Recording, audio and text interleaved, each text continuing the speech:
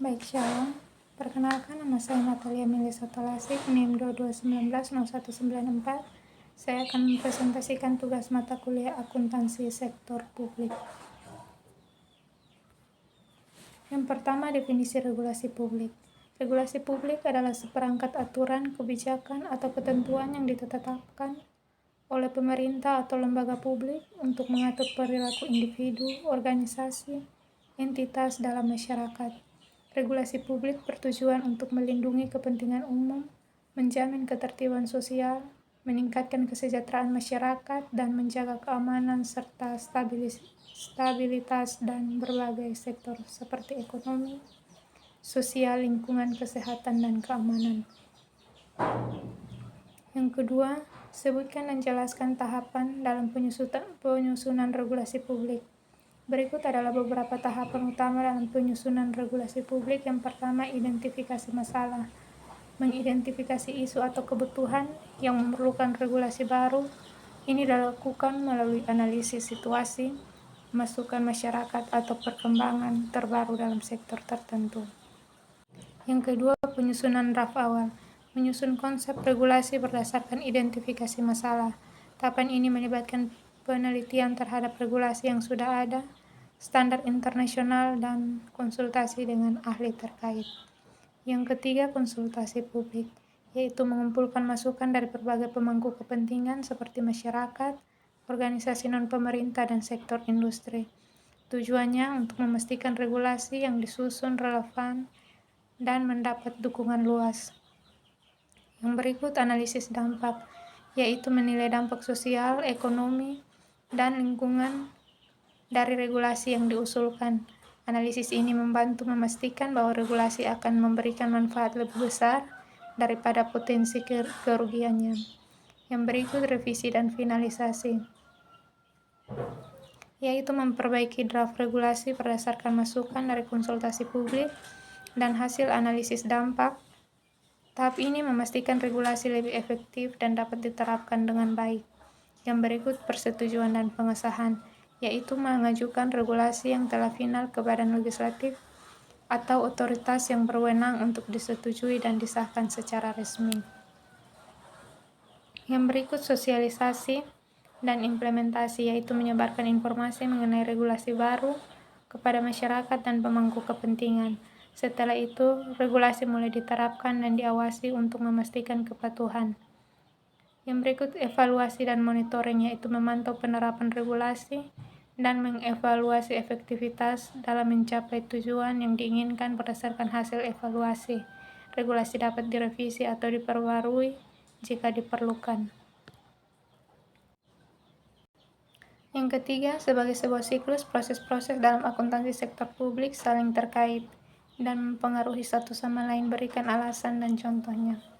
Alasannya, karena setiap proses berfungsi sebagai landasan tahapan berikutnya, sehingga kesalahan atau kekurangan dalam suatu proses dapat berdampak pada keseluruhan siklus, yang pada akhirnya mempengaruhi transparansi, akuntabilitas, dan efisiensi pengelolaan keuangan.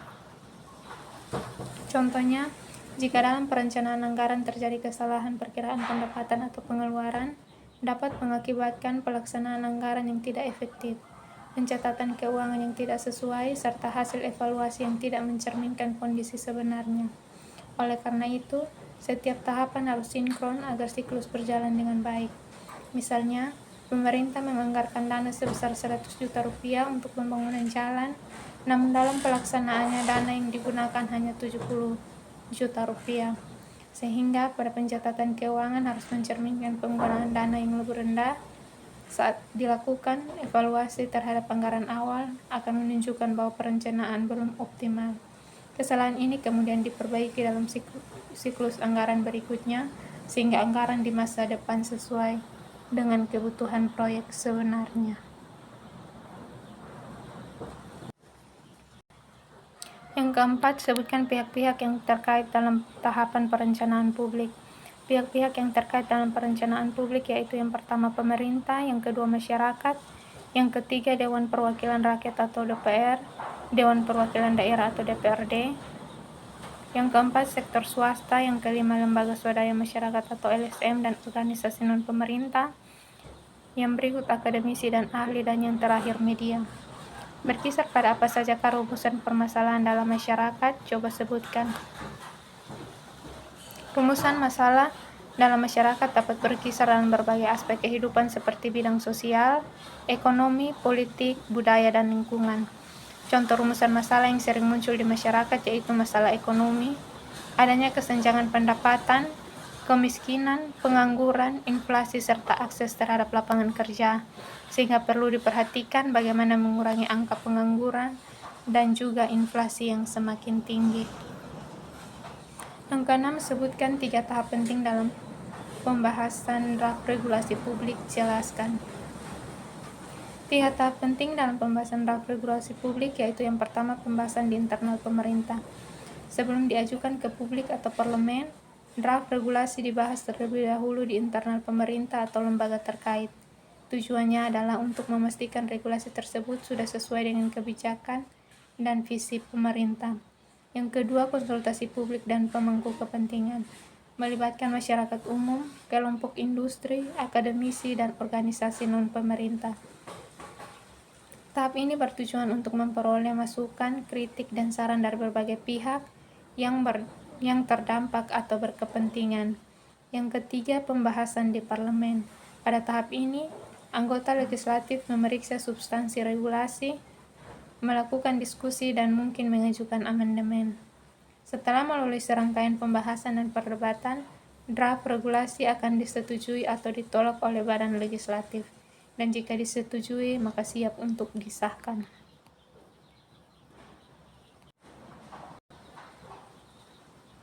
Yang ketujuh, dalam tahap pengesahan dan pengundangan regulasi publik, mengapa tahap penyebarluasan atau sosialisasi regulasi publik harus dilakukan? Berikan penjelasannya. Tahap penyebarluasan sosialisasi regulasi publik penting dilakukan agar masyarakat memahami isi dan implikasi regulasi baru. Sosialisasi memastikan penerapan regulasi berjalan efektif, mencegah kebingungan dan menghindari disinformasi, sehingga regulasi dapat diterapkan secara optimal sesuai dengan tujuannya. Yang kedelapan, siapakah perancang regulasi akuntansi sektor publik?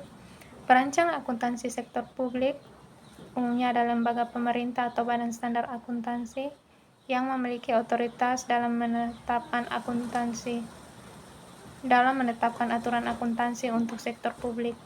Di tingkat internasional, perancang utamanya adalah International Public Sector Accounting Standard Board atau IPSASAB yang menetapkan standar akuntansi internasional untuk sektor publik. Di Indonesia, perancang regulasi sektor publik adalah Komite Standar Akuntansi Pemerintah atau KSAP yang bertanggung jawab menetapkan standar akuntansi pemerintah atau SAP di bawah koordinasi Kementerian Keuangan dan Badan Pemeriksa Keuangan atau BPK. Yang kesembilan, apakah yang dimaksud dengan judicial review?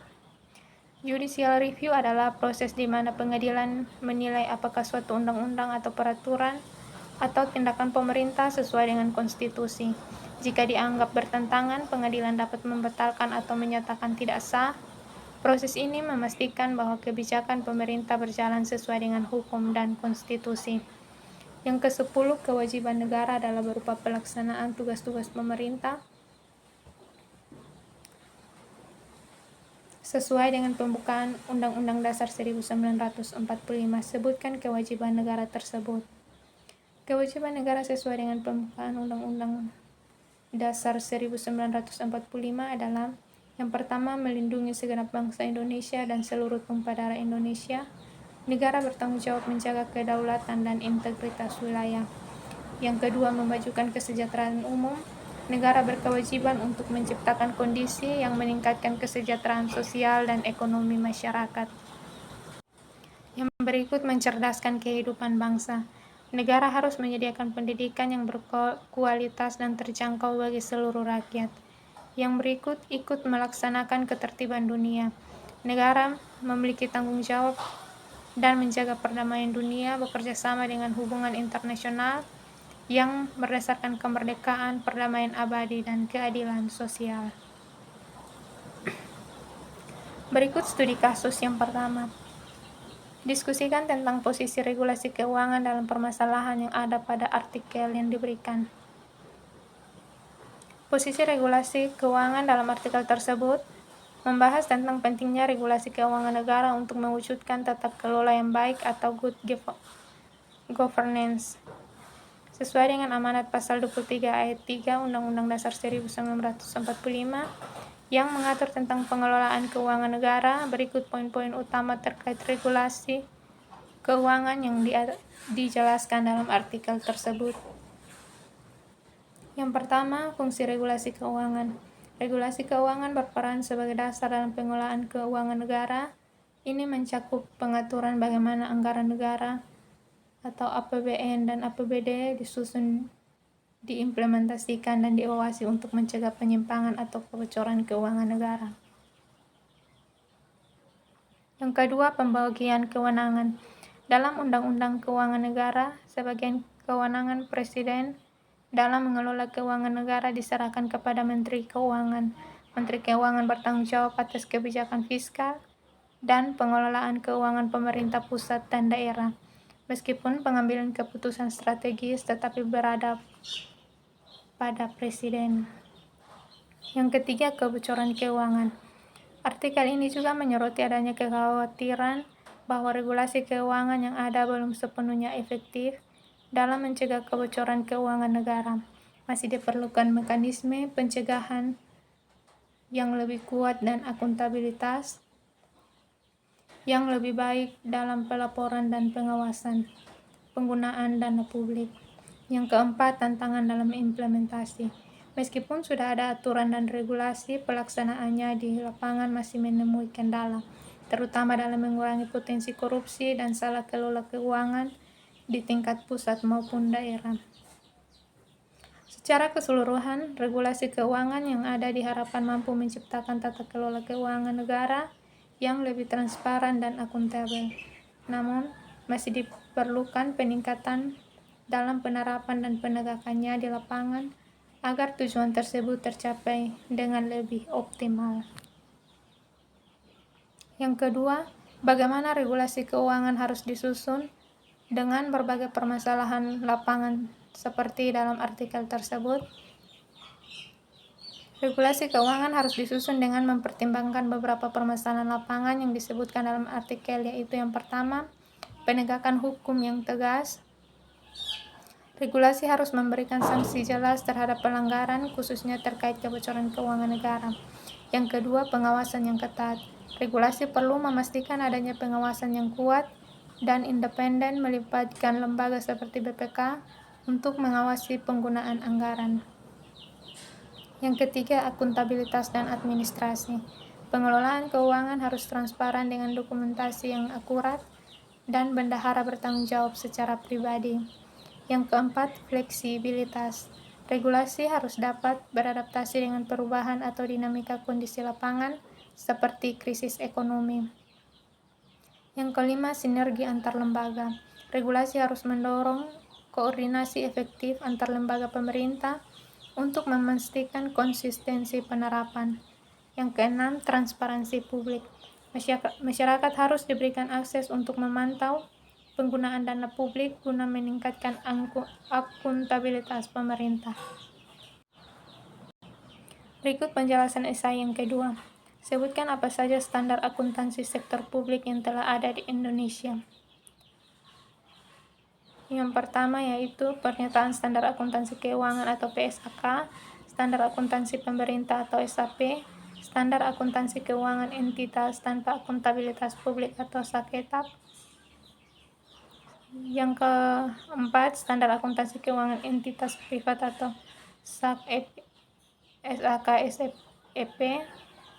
Dan yang terakhir, Pernyataan Standar Akuntansi Pemerintah atau PSAP. Apa yang mendasari bahwa pernyataan penyusunan pedoman akuntansi keuangan sangat diperlukan?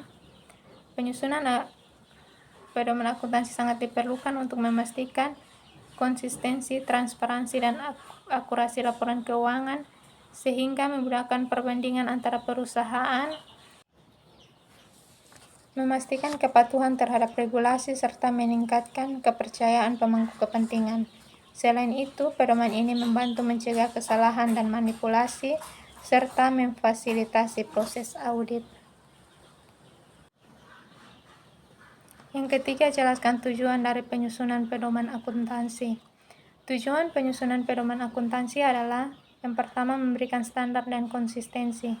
Pedoman akuntansi bertujuan untuk memastikan bahwa laporan keuangan disusun dengan cara yang konsisten di seluruh entitas sehingga memudahkan perbandingan antar perusahaan dan antar periode. Yang kedua, menyediakan informasi yang relevan dan andal. Pedoman memastikan laporan keuangan memberikan informasi yang relevan, andal, dan dapat dipercaya. Yang ketiga, meningkatkan transparansi dan akuntabilitas. Pedoman akuntansi mendorong transparansi dalam pengungkapan informasi keuangan, meningkatkan akuntabilitas manajemen terhadap pemangku kepentingan. Yang keempat, mempermudah proses audit. Pedoman menyediakan kerangka kerja yang jelas untuk auditor dalam menilai apakah laporan keuangan telah disusun sesuai dengan standar yang berlaku. Yang keempat, apa hubungan antara standar pelaporan dan standar audit? Jelaskan. Standar pelaporan keuangan dan standar audit saling berkaitan erat dalam menjaga kualitas informasi keuangan. Standar pelaporan menyediakan pedoman bagi entitas dalam menyusun laporan keuangan yang sesuai dengan prinsip-prinsip akuntansi yang berlaku. Sementara standar audit menyediakan pedoman bagi auditor untuk mengevaluasi apakah laporan keuangan tersebut telah disusun sesuai dengan standar pelaporan yang berlaku dan apakah laporan tersebut menggambarkan keadaan keuangan yang sebenarnya.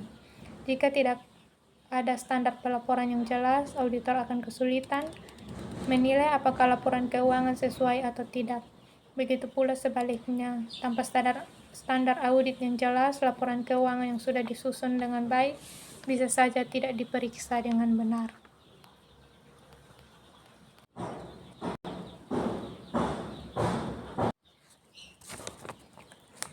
Yang kelima, coba uraikan dengan singkat tentang perkembangan pemikiran standar akuntansi sektor publik di Indonesia. Perkembangan pemikiran standar akuntansi sektor publik di Indonesia dipengaruhi oleh kebutuhan transparansi dan akuntabilitas pengelolaan keuangan negara. Awalnya, akuntansi sektor publik di Indonesia menggunakan basis kas, namun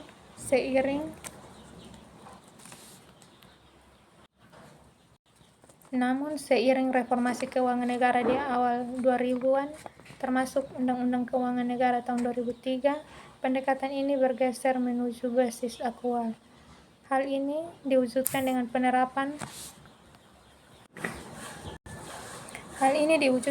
penerapan standar akuntansi pemerintah atau SAP yang berbasis aktual melalui Peraturan Pemerintah Nomor 71 Tahun 2010. Perkembangan ini bertujuan untuk meningkatkan akuntabilitas, efisiensi, dan kualitas laporan keuangan di sektor publik, serta mendekatkannya dengan standar internasional.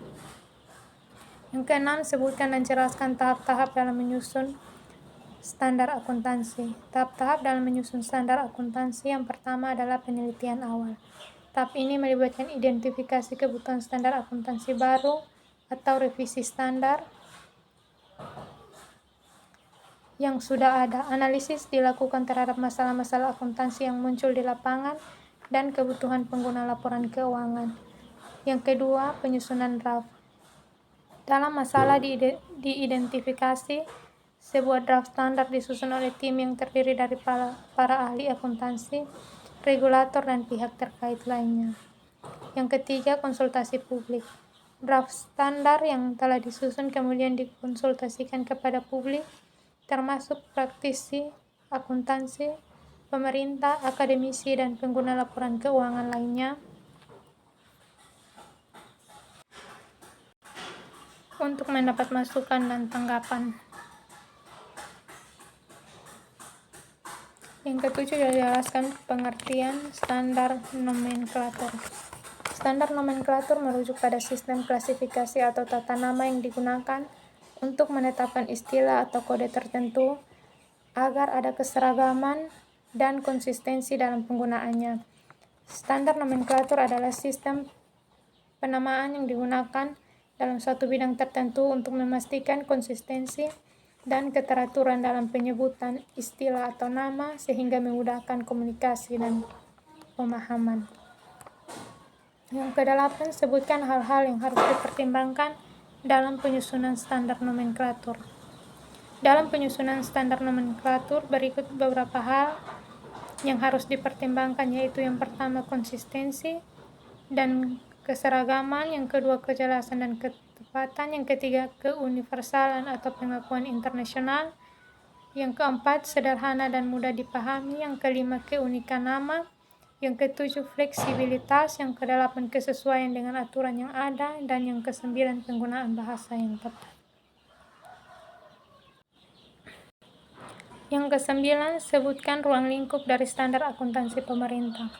Ruang lingkup dari standar akuntansi pemerintah yang mengatur pencatatan, pelaporan, dan pengelolaan keuangan di lingkungan pemerintah, yaitu yang pertama, pengakuan dan pengukuran, yang kedua, penyajian laporan keuangan, yang ketiga, akuntansi aset dan kewajiban, yang keempat, pendapatan dan belanja, yang kelima, konsolidasi laporan keuangan, yang ketujuh, transparansi dan akuntabilitas, yang kedelapan, standar pengungkapan, dan yang kesembilan, pengendalian intern dan kepatuhan. Yang ke-10, apakah tujuan disusunnya standar pemeriksaan keuangan negara? Uraikan. Tujuan disusunnya standar akuntansi pemeriksaan keuangan negara adalah untuk memastikan bahwa proses pemeriksaan terhadap pengelolaan dan tanggung jawab keuangan negara dilakukan secara objektif, transparan, akuntabel, dan sesuai dengan ketentuan yang terkait.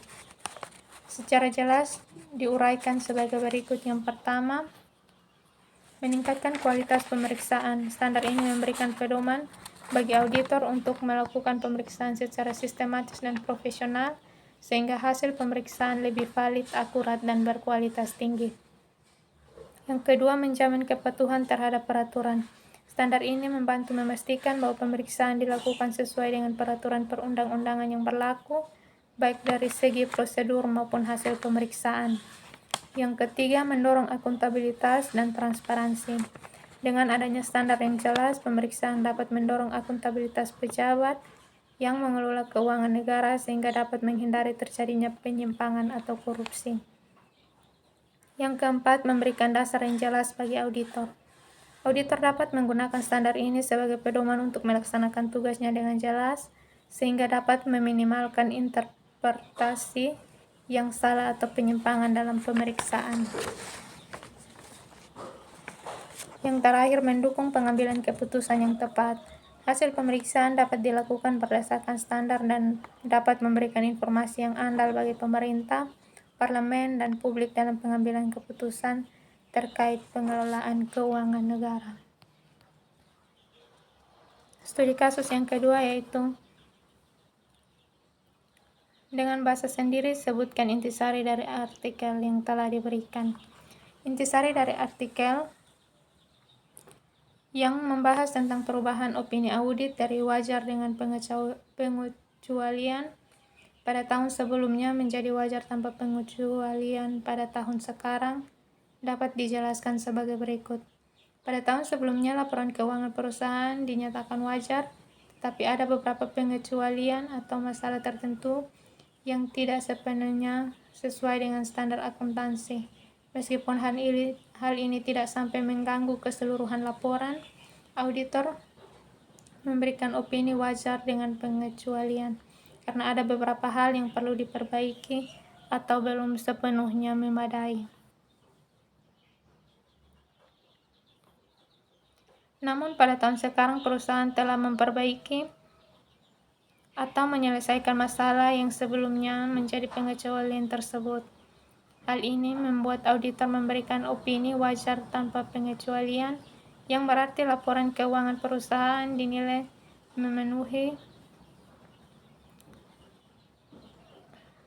sepenuhnya sesuai dengan standar akuntansi tanpa ada masalah yang signifikan yang perlu dikecualikan. Perubahan ini biasanya menunjukkan bahwa perusahaan telah meningkatkan tata kelola keuangan dan sistem pelaporannya. Yang kedua, apakah peran dan manfaat standar akuntansi bagi pemeriksa BPK? Peran dan manfaat standar akuntansi bagi pemeriksa BPK adalah sebagai pedoman untuk menilai kualitas dan kepatuhan laporan keuangan terhadap aturan yang berlaku. Standar ini memastikan laporan keuangan disusun secara konsisten dan transparan, membantu mendeteksi penyimpangan, dan memperkuat akuntabilitas. Selain itu, standar akuntansi menjadi dasar bagi BPK untuk memberikan opini audit yang kredibel, serta meningkatkan kepercayaan publik terhadap hasil audit dan pengelolaan keuangan pemerintah. Yang berikut esai 3, mengapa akuntansi sektor publik perlu dipelajari secara tersendiri?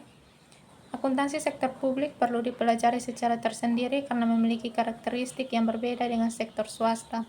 Sektor publik bertujuan untuk melayani masyarakat, bukan mencari keuntungan. Pendanaannya berasal dari pajak atau sumber publik, sehingga membutuhkan transparansi dan akuntabilitas yang lebih tinggi. Standar dan peraturan yang digunakan dalam akuntansi sektor publik juga berbeda, menekankan pada pengelolaan anggaran dan pertanggungjawaban penggunaan dana publik. Yang kedua, perbedaan akuntansi sektor publik dan akuntansi bisnis swasta. Perbedaan yang pertama yaitu dari segi tujuan.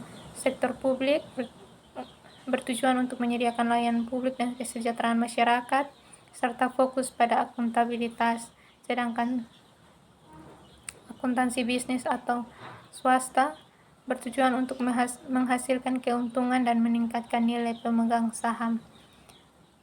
Perbedaan dari sumber pendanaannya yaitu sektor publik dari pajak, retribusi, dan hibah, sedangkan bisnis atau swasta dari penjualan barang atau jasa, investasi, dan modal swasta. Perbedaan dari segi pelaporan keuangan, sektor publik menekankan transparansi dan pertanggungjawaban penggunaan anggaran, sedangkan bisnis berfokus pada profitabilitas, laporan laba rugi, dan arus kas. Perbedaan yang berikut dari standar akuntansi. Sektor publik menggunakan standar akuntansi pemerintah atau SAP atau standar khusus lainnya, sedangkan akuntansi bisnis atau swasta menggunakan IFRS atau GAAP. Perbedaan dari akuntabilitasnya, sektor publik bertanggung jawab kepada masyarakat dan legislatif, sedangkan akuntansi bisnis atau swasta bertanggung jawab kepada pemegang saham dan investor. Perbedaan yang berikut yaitu fokus utama. Sektor publik berfokus pada efisiensi dan efektivitas penggunaan sumber daya untuk pelayanan publik, sedangkan akuntansi bisnis atau swasta berfokus pada pengelolaan keuangan untuk mencapai laba dan pertumbuhan bisnis. Sebutkan keunikan akuntansi sektor publik. Berikut adalah contoh keunikan akuntansi sektor publik, yaitu penganggaran pemerintah. Di Indonesia, akuntansi sektor publik mencakup pengelolaan APBN atau anggaran pendapatan dan belanja negara, atau APBD yaitu anggaran pendapatan dan belanja daerah. Contohnya adalah bagaimana Kementerian Keuangan mengelola anggaran untuk belanja kementerian dan lembaga negara sesuai dengan program yang ditetapkan. Yang keempat, akuntansi sektor publik di Indonesia sangat jauh ketinggalan bila dibandingkan dengan akuntansi sektor swasta. Jelaskan pernyataan tersebut. Pernyataan bahwa akuntansi sektor publik di Indonesia sangat jauh ketinggalan dibandingkan dengan akuntansi sektor swasta dapat dijelaskan dengan melihat beberapa faktor. Meskipun sudah ada upaya untuk memperbaiki akuntansi sektor publik, masih ada tantangan yang membuatnya terlihat tertinggal dibandingkan sektor swasta. Antara lain yaitu keterbatasan teknologi, sumber daya manusia, dan infrastruktur di sektor publik membuatnya terlihat tertinggal dibandingkan sektor swasta yang lebih kompetitif dan cepat beradaptasi dengan perubahan. Yang kelima, sebutkan beberapa perbedaan antara laporan keuangan sektor publik dan laporan keuangan sektor swasta menurut Likerman dan Taylor dalam Hanlet AL 1992. Menurut Lickerman dan Taylor, terdapat beberapa perbedaan mendasar antara laporan keuangan sektor publik dan sektor swasta, yaitu yang pertama, laporan keuangan sektor publik bertujuan untuk menunjukkan akuntabilitas dan penggunaan dana publik dan memastikan transparansi terhadap masyarakat dan legislatif. Sementara laporan keuangan sektor swasta berfokus pada profitabilitas dan memberikan informasi kepada investor tentang kinerja perusahaan. Yang kedua, penggunaan laporan keuangan sektor publik meliputi masyarakat umum, auditor negara, dan pemerintah, sedangkan laporan sektor swasta lebih ditujukan kepada pemegang saham, kreditur, dan investor. Yang ketiga, fokus pelaporan di sektor publik adalah kepatuhan terhadap anggaran dan peraturan perundang-undangan, sementara sektor swasta menekankan pada laba, aset, dan ekuitas. Pendanaan sektor publik berasal dari pajak dan sumber daya publik lainnya, yang membuat pelaporannya berfokus pada pengelolaan dana tersebut. Sedangkan sektor swasta memperoleh dana dari investasi dan pendapatan operasional, yang menyebabkan pelaporannya berfokus pada pengembalian investasi. 6. Sebutkan persamaan dasar akuntansi sektor publik dan akuntansi sektor swasta. Persamaan dasar akuntansi sektor publik dan sektor swasta pada dasarnya sama, yaitu akuntansi sektor publik. Persamaan dasarnya adalah aset sama dengan kewajiban tambah ekuitas dana. Di sektor publik, ekuitas sering disebut sebagai ekuitas dana atau surplus atau defisit. Ini mencerminkan akumulasi surplus atau defisit, anggaran yang digunakan untuk membiayai operasional pemerintah atau organisasi nirlaba.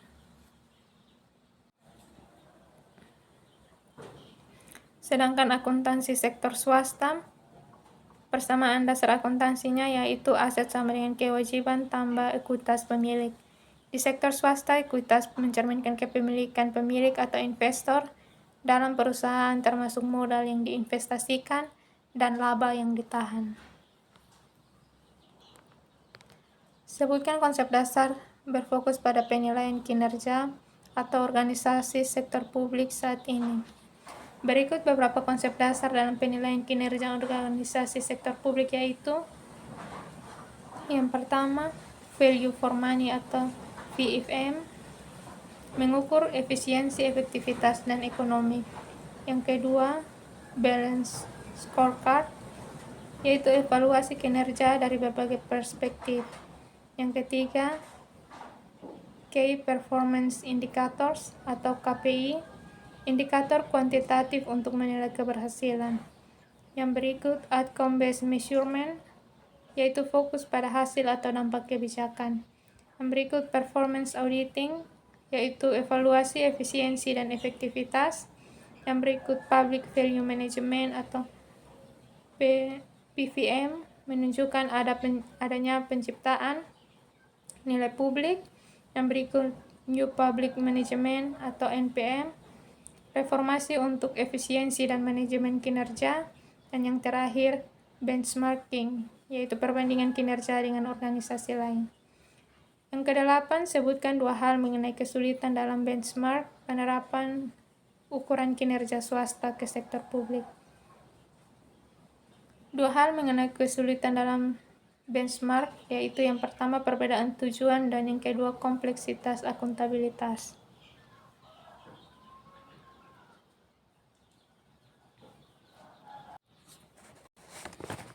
Yang ke-9, jelaskan perbedaan kultur di organisasi sektor publik dengan kultur organisasi bisnis atau swasta. Perbedaannya, kultur organisasi sektor publik berfokus pada pelayanan masyarakat, birokrasi, kepatuhan terhadap aturan, dan akuntabilitas publik. Keputusan diambil dengan hati-hati, cenderung lambat, dan menghindari risiko. Sumber pendanaannya berasal dari pajak dan anggaran negara. Sebaliknya, kultur organisasi bisnis atau swasta lebih berorientasi pada keuntungan, efisiensi, inovasi, dan fleksibilitas. Pengambilan keputusan lebih cepat dan berani mengambil risiko untuk meraih keunggulan kompetitif dengan pendanaan berasal dari pendapatan bisnis dan investasi. Yang ke-10, sebutkan dasar hukum organisasi sektor publik dan organisasi bisnis swasta. Dasar hukum organisasi sektor publik yaitu yang pertama Undang-Undang Dasar 1945, yang kedua Undang-Undang Nomor 17 Tahun 2003 tentang Keuangan Negara, yang ketiga Undang-Undang Nomor 1 Tahun 2004 tentang Perbendaharaan Negara, yang keempat Peraturan dan Peraturan Presiden, yang keempat Peraturan Pemerintah dan Peraturan Presiden. Dasar hukum organisasi bisnis atau perusahaan swasta yaitu yang pertama Kitab Undang-Undang Hukum Dagang atau KUHD, yang kedua Undang-Undang Nomor 40 Tahun 2007 tentang Perseroan Terbatas, yang ketiga Undang-Undang Nomor 25 Tahun 2007 tentang Penanaman Modal, yang keempat Undang-Undang Nomor 8 Tahun 1999 tentang Perlindungan Konsumen, dan yang kelima Peraturan Otoritas Jasa Keuangan atau OJK dan Bursa Efek Indonesia. Berikut studi kasus yang ketiga. Apa yang menjadi persoalan artikel ini khususnya yang terkait antara pengelolaan keuangan di organisasi publik dan swasta, bagaimana yang terjadi di perusahaan swasta? Persoalan yang menjadi fokus pada artikel ini yaitu membahas tentang permasalahan pengelolaan keuangan di badan usaha milik negara atau BUMN yang terjerat berbagai kasus seperti dugaan korupsi, kesalahan manajemen, dan ketidakberesan dalam laporan keuangan. Salah satu inti persoalan adalah beberapa BUMN memilih diaudit oleh kantor akuntan publik daripada badan pemeriksa keuangan. Keputusan ini didasari oleh peraturan hukum tetapi juga menimbulkan masalah terkait transparansi dan independensi audit. Pengelolaan keuangan di perusahaan swasta berbeda dengan BUMN yang memiliki kewajiban untuk diaudit oleh BPK. Berdasarkan peraturan pemerintah, perusahaan swasta umumnya lebih bebas memilih auditor eksternal, biasanya dari KAP. Namun perusahaan swasta yang sudah terdaftar di Bursa Efek tetap harus mematuhi standar pelaporan dan transparansi yang ditetapkan dari regulator pasar modal. Jadi meskipun ada kebebasan dalam memilih KAP, perusahaan swasta harus menjaga kepercayaan publik dan investor dengan mempertahankan transparansi dan kualitas laporan keuangan mereka. Yang kedua, uraikan hasil analisis Anda dengan berbagai argumentasi logis. Dari hasil analisis tersebut, ada beberapa poin yang dapat dianalisis dari artikel ini, yaitu yang pertama, perbedaan auditor. BUMN memilih dua opsi, yaitu diaudit oleh BPK atau KAP, namun pilihan BUMN untuk diaudit oleh KAP menimbulkan kontroversi, karena peran BPK adalah untuk memastikan bahwa pengelolaan keuangan BUMN dilakukan sesuai dengan standar negara dan memiliki tanggung jawab kepada publik. Sementara itu, audit oleh KAP dianggap lebih bebas, tetapi mungkin tidak seketat audit BPK dalam hal memeriksa penggunaan dana publik. Yang kedua, transparansi. Masalah transparansi juga menjadi perhatian besar dalam artikel ini. BUMN adalah perusahaan milik negara yang mengelola uang publik, sehingga seharusnya transparansi dalam pengelolaan keuangan lebih ketat. Namun adanya resistensi untuk diaudit oleh BPK dan memilih KAP menimbulkan kecurigaan bahwa ada upaya untuk menutupi kesalahan atau menghindari pemeriksaan yang lebih mendetail. Yang berikut yaitu masalah efisiensi. Audit yang dilakukan oleh dua lembaga, BPK dan KAP, terhadap satu BUMN disebut tidak efisien. Idealnya, pengelolaan keuangan publik harus dilakukan dengan mekanisme audit yang transparan, efektif, dan efisien. Jika BUMN memilih dua auditor, bisa terjadi duplikasi tugas yang tidak memberikan hasil audit yang lebih baik, hanya menambahkan beban biaya dan birokrasi. Dari analisis ini kita dapat menyimpulkan bahwa upaya BUMN untuk menghindari audit BPK berpotensi merugikan kepentingan publik karena menurunkan transparansi dan akuntabilitas. BUMN seharusnya mengikuti mekanisme audit yang benar sesuai dengan peran mereka sebagai perusahaan milik negara yang bertanggung jawab terhadap pengelolaan dana publik.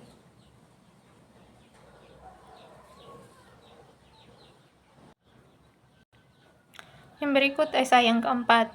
Apakah yang dirumuskan dalam kerangka konseptual akuntansi sektor publik? Kerangka konseptual akuntansi sektor publik merumuskan prinsip dan pedoman dasar untuk pelaporan keuangan dalam sektor publik seperti pemerintah dan organisasi nirlaba. Secara umum, kerangka ini mencakup yang pertama tujuan pelaporan keuangan, yang kedua karakteristik kualitatif informasi keuangan, yang ketiga unsur-unsur laporan keuangan, yang keempat pengakuan dan pengukuran, yang kelima penyajian laporan keuangan. Sebutkan tujuan dari kerangka konseptual akuntansi sektor publik. Tujuan kerangka konseptual ini meliputi yang pertama menyediakan panduan standar, yang kedua menjamin akuntabilitas, yang ketiga meningkatkan transparansi, yang keempat membantu pengambilan keputusan, yang kelima memfasilitasi evaluasi kinerja, yang kelima meningkatkan perbandingan. Yang ketiga, sebutkan dan jelaskan asumsi akuntansi. Berikut ada beberapa asumsi akuntansi. Yang pertama, asumsi kesinambungan usaha atau going concern. Mengasumsikan bahwa perusahaan akan terus beroperasi dalam jangka panjang dan tidak akan dilikuidasi dalam waktu terdekat. Yang kedua, asumsi dasar akrual atau accrual basis. Transaksi dan kejadian diakui pada saat terjadi, bukan ketika kas diterima atau dibayarkan, sehingga pendapatan dan biaya diakui dalam periode terjadinya.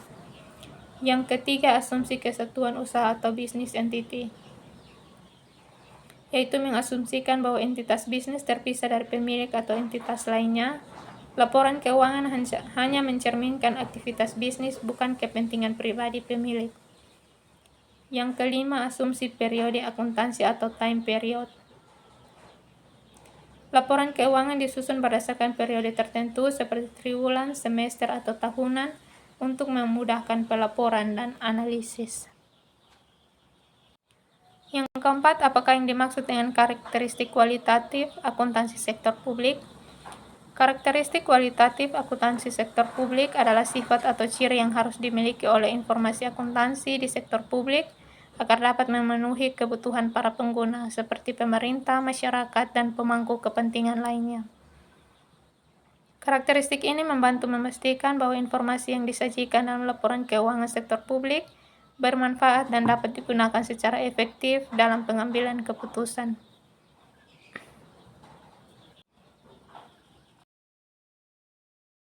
Kelima, jelaskan bagaimana sebuah informasi dianggap relevan. Sebuah informasi dianggap relevan jika memiliki kemampuan untuk mempengaruhi keputusan pengguna. Informasi tersebut harus membantu dalam membuat prediksi tentang masa depan atau memberikan umpan balik atas keputusan sebelumnya. Selain itu, informasi harus bersifat material, artinya kelalaian atau kesalahan dalam penyajiannya bisa mempengaruhi keputusan yang dibuat. Relevansi ini memastikan informasi tersebut bermanfaat bagi pengguna dalam konteks pengambilan keputusan.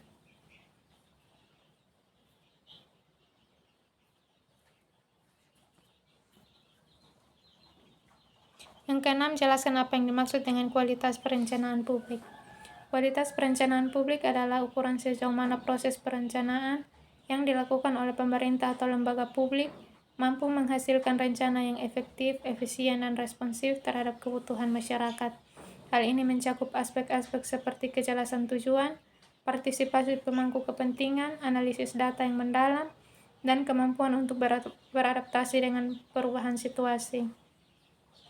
Kualitas perencanaan publik bertujuan untuk memastikan bahwa program dan kebijakan yang dihasilkan dapat mencapai hasil yang optimal dan memberikan manfaat maksimal bagi masyarakat.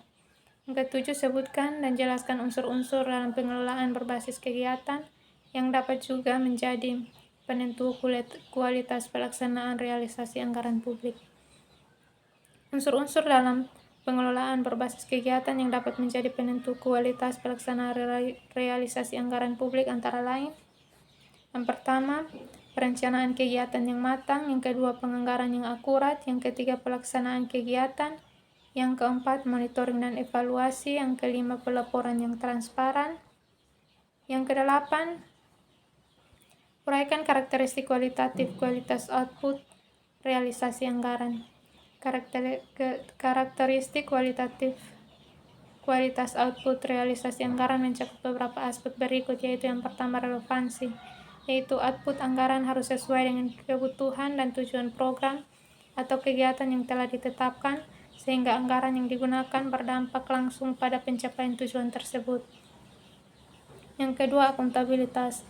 Pengelolaan dan penggunaan anggaran harus dapat dipertanggungjawabkan secara transparan kepada pihak yang berwenang dan publik, mencakup pelaporan yang jelas dan tepat waktu. Yang berikut, efisiensi. Anggaran digunakan secara optimal dengan biaya yang seminimal mungkin untuk mencapai hasil yang maksimal, sehingga tidak ada pemborosan sumber daya. Yang keempat, efektivitas. Penggunaan anggaran harus tepat guna, artinya kegiatan yang didanai dapat menghasilkan output yang diharapkan dan mencapai sasaran yang telah ditetapkan. Yang kelima, keandalan atau reliabilitas. Data dan informasi terkait output realisasi anggaran harus akurat dan dapat dipercaya, sehingga proses evaluasi kinerja dapat dilakukan dengan benar. Yang berikut, keterukuran atau measurability. Output di realisasi anggaran harus dapat diukur secara kuantitatif maupun kualitatif untuk memudahkan evaluasi dan analisis terhadap pencapaian tujuan. Yang kesembilan, uraikan tahapan dalam pengadaan barang dan jasa publik, yaitu yang pertama perencanaan kebutuhan, yang kedua penyusunan dokumen pengadaan, yang ketiga pemilihan penyedia, yang keempat pelaksanaan kontrak, yang kelima pelaksanaan pengadaan, yang keenam serah terima barang atau jasa, yang ketujuh pembayaran, yang kedelapan pemeliharaan dan garansi. Yang kesepuluh, pengertian kualitas pelaporan sektor publik. Kualitas pelaporan sektor publik adalah tingkat keandalan, akurasi, transparansi, dan relevansi informasi laporan keuangan yang disajikan dalam laporan keuangan pemerintah atau instansi publik. Pelaporan yang berkualitas mencerminkan kondisi keuangan yang sebenarnya, memenuhi standar akuntansi, serta memungkinkan pemangku kepentingan untuk menilai kinerja, akuntabilitas, dan pengelolaan dana publik secara efektif. Hal ini untuk memastikan kepercayaan publik dan pengambilan keputusan yang tepat. Studi kasus yang keempat. Yang pertama, apa yang menjadi fokus pembahasan dalam artikel tersebut? Fokus pembahasan artikel tersebut adalah perlu transparansi dan akuntabilitas keuangan partai politik dalam konteks pemilu di Indonesia.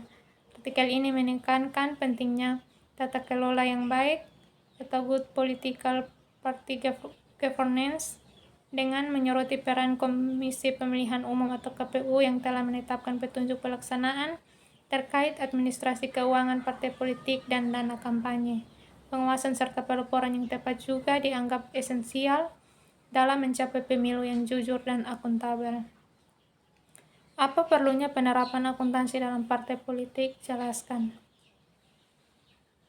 Penerapan akuntansi dalam partai politik penting untuk memastikan adanya pengelolaan keuangan yang transparan, akuntabel, dan tertib.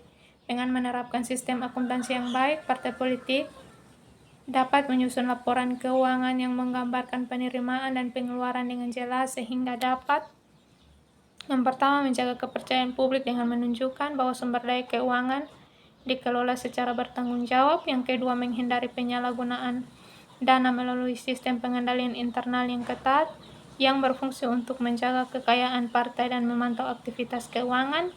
Yang ketiga, mematuhi kewajiban hukum dan regulasi, terutama dalam pelaporan dana kampanye yang menjadi bagian dari proses pengawasan oleh KPU.